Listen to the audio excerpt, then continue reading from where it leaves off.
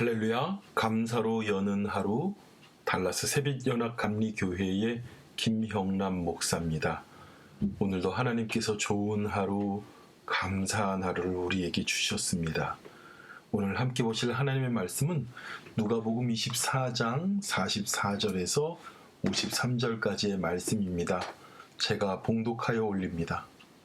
또 이르시되 내가 너희와 함께 있을 때에 너희에게 말한 바 곧 모세의 율법과 선지자의 글과 시편의 나를 가리켜 기록된 모든 것이 이루어져야 하리라 한 말이 이것이라 하시고, 이에 그들의 마음을 열어 성경을 깨닫게 하시니, 또 이르시되 이같이 그리스도가 고난을 받고 제3일에 죽은 자 가운데서 살아날 것과 또 그의 이름으로 죄사함을 받게 하는 회개가 예루살렘에서 시작하여 모든 족속에게 전파될 것이 기록되었으니 너희는 이 모든 일의 증인이라. 볼지어다 내가 내 하나님께서 약속한 것을 너희에게 보내리니 너희는 위로부터 능력으로 입혀질 때까지 이 성에 머물라 하시니라. 예수께서 그들을 데리고 베다니 앞까지 나가사 손을 들어 그들에게 축복하시더니 축복하실 때에 그들을 떠나 하늘로 올려지시니 그들이 그에게 경배하고 큰 기쁨으로 예루살렘에 돌아가 늘 성전에서 하나님을 찬송하니라. 아멘. 아멘.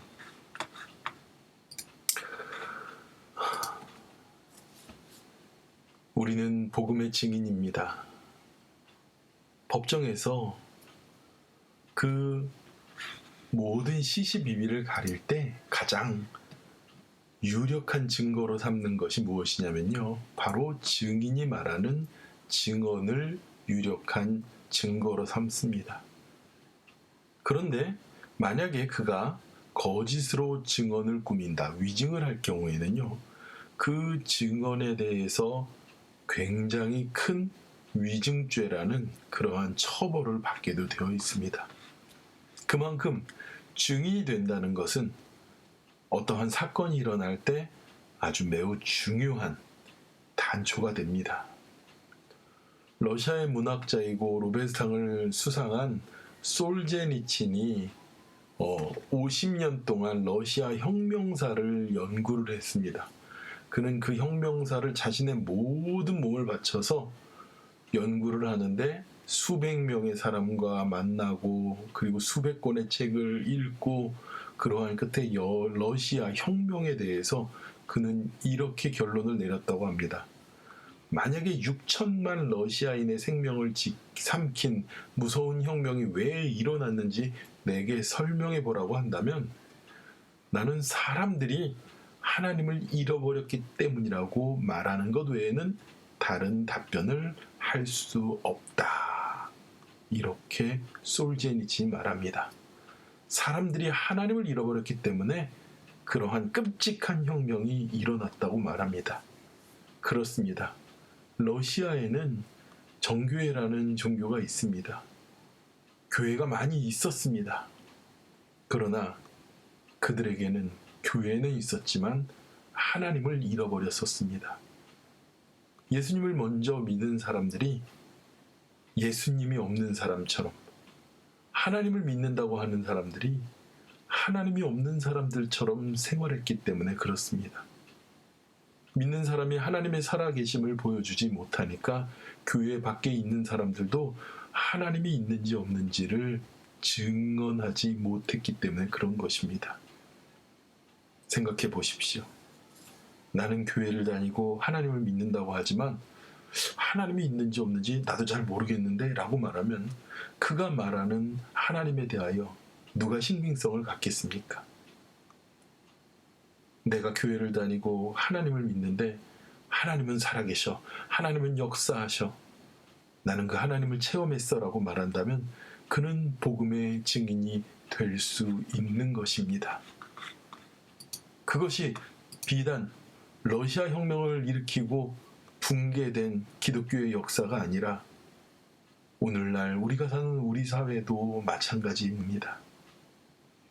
우리는 똑같이 물질주의라는 노예에 빠져서 아침부터 밤늦게까지, 아니 새벽까지 돈만 쫓다가 하나님을 잃어버리는 경우들이 많습니다. 우리에게 돈이 그렇다고 필요하지 않은 것은 아닙니다. 하지만 물질보다 중요한 하나님을 놓치고 잃어버려서는 안 됩니다. 내가 좀 세상에서 손해를 보더라도 내가 아버지 하나님 앞에서 주님을 믿는 자로 살아야지, 주님을 의지하는 자로 살아야지, 그러한 믿음의 삶이 우리에게 있어야지 그리스도가 증거되지 않겠습니까?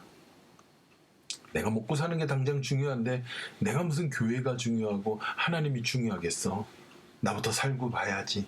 그것은 우리의 삶에서 하나님을 증거할 수 없는 모습입니다. 오늘 예수님께서 부활하시기 전 제자들에게 모세의 율법과 선지자들의 글과 시편에 기록된 모든 말씀이 다 예수 그리스도를 통하여 이루어지고, 그리고 예수님께서 고난을 받으셨고, 그리고 부활하셨고, 그리고 예수 그리스도의 이름으로 죄사함을 받아서 회개가 예루살렘에서 시작되어 모든 족속에게 전파될 것이라는 말씀을 합니다. 그러면서 예수님께서 너희는 이 모든 일의 증인이라고 말합니다. 맞습니다. 우리는 예수 그리스도께서 고난당하심을 알고, 예수 그리스도께서 부활하심을 알고, 그리고 회개하여 그들이 복음 가운데 구원받은 자들의 삶으로 이 복음을 온 세상에 전파해야 될 것입니다. 이 일에 우리 모두가 복음의 증인입니다. 예수님께서 우리에게 내 아버지께 약속한 것을 너희에게 보이리라, 너희는 위로부터 능력이 입혀질 때까지 이 성에 머물라. 예수님의 제자들과 예수님을 따르는 사람들은 예수님께서 고난 받으시고 예수님께서 부활하신 것까지 그들은 목격했습니다. 그 일의 증인입니다. 그리고 그 증인으로서의 삶을 무엇으로 하나님께서 위임하시냐면요, 너희가 복음을 증거하라는 사명으로 위임하십니다. 그냥 증거하는 것이 아니라 위로부터 능력이 입혀질 때까지 성에 머물러 갑니다. 아버지께서 우리에게 약속하신 것이 무엇입니까? 바로 성령이 임하시고 그 능력이 입혀질 때 복음을 증거하라고 말씀하시는 것입니다. 그리고 이 일을 본 모든 자들 앞에서 예수님께서 손을 들어서 그 믿음의 사람들에게 축복하시고 복음의 증인들에게 축복하시고 그들을 떠나 하늘로 승천하셨습니다. 그렇다면 그리스도의 고난과 부활을 목격한 우리들도 어떻게 해야 될까요?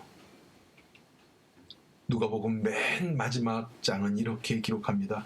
그들이 예수 그리스도께 경배하고 큰 기쁨으로 예루살렘에 돌아가 그 성전에서 하나님을 찬송하니라. 아멘.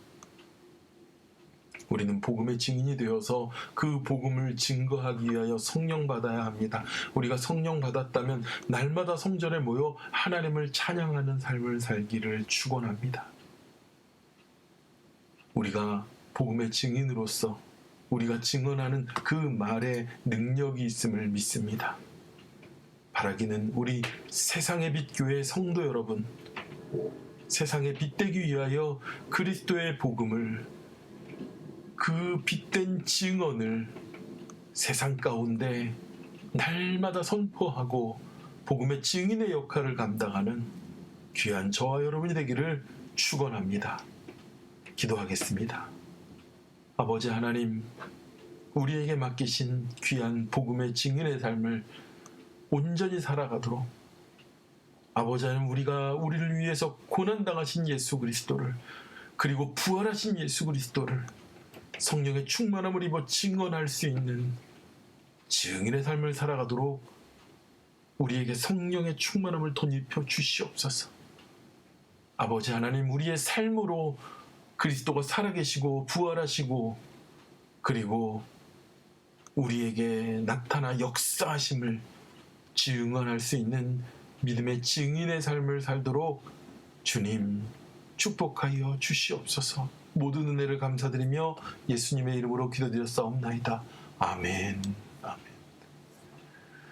이제 내일 주일은요, 우리가 그렇게 준비한 우리 기적, 하나님께서 우리의 일생 가운데 보여주신 놀라운 은혜의 기적을 찬양하는 날입니다. 주일 오후 5시 복음의 증인이 되어서 우리 사랑하는 가족들, 친구들 한자리에 모여서 놀라운 복음의 소식을 찬양으로 함께 나누기 원합니다. 이를 위해서 여러분 기도해 주시기 바랍니다. 함께 기도하겠습니다.